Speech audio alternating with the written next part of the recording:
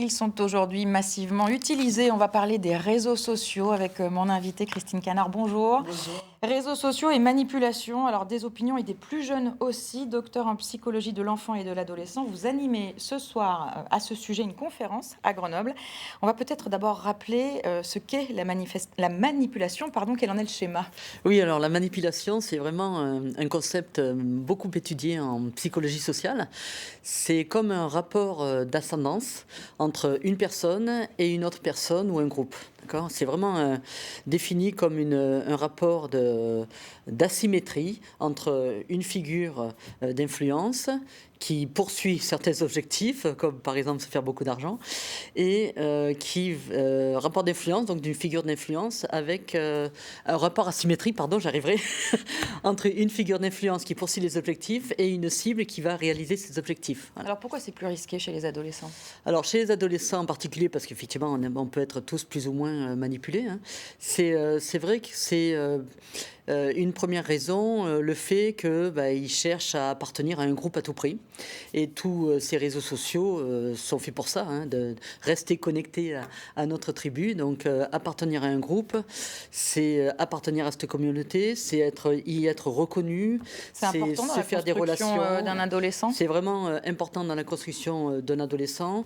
C'est important dans sa construction identitaire aussi. Donc à l'intérieur de ces communautés, l'adolescent va trouver des figures identitaires auxquelles il va vouloir ressembler, et ça va lui permettre effectivement de savoir qui il est, hein. Dans une période où effectivement on a un corps qui se change du fait des changements pubertaires, on ne sait plus trop qui on est, et parfois on ne s'aime même pas, on ne s'aime plus du tout dans ce corps qui apparaît là, et le fait de vouloir à tout prix ressembler à ces figures identitaires, à ces influenceurs, les youtubeurs, les star people, là, ou même des pères, hein, le groupe de pères, rassure, parce que du coup en étant comme cela, je sais qui je suis, quoi.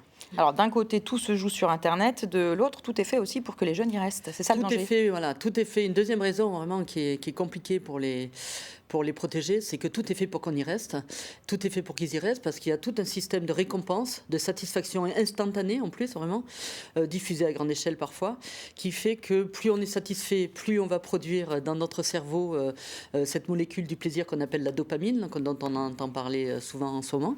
Et plus on est satisfait, plus on produit de la dopamine, plus on a envie d'y retourner et d'y rester, quoi. Ça veut dire que c'est chimique finalement, tout s'explique ? C'est un peu chimique et un peu psychologique aussi, psychosocial, parce qu'évidemment que si on y reste, c'est aussi parce que on y est reconnu, donc on se crée des relations sociales importantes.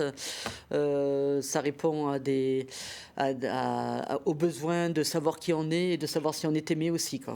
Voilà, cette course au like, à la réaction, voilà. Finalement, elle peut aussi avoir ses effets pervers, générer de la souffrance. On pense qu'on est entouré, puis au final, on peut se retrouver très isolé. C'est surtout que même quand on est entouré, le fait de courir après ces likes, hein, on a l'impression que plus on a de followers, et c'est vrai aussi quand on suit des réseaux sociaux, hein, plus il va avoir des followers, l'influenceur, plus on va se dire que c'est juste, que c'est vrai et que c'est bon pour nous.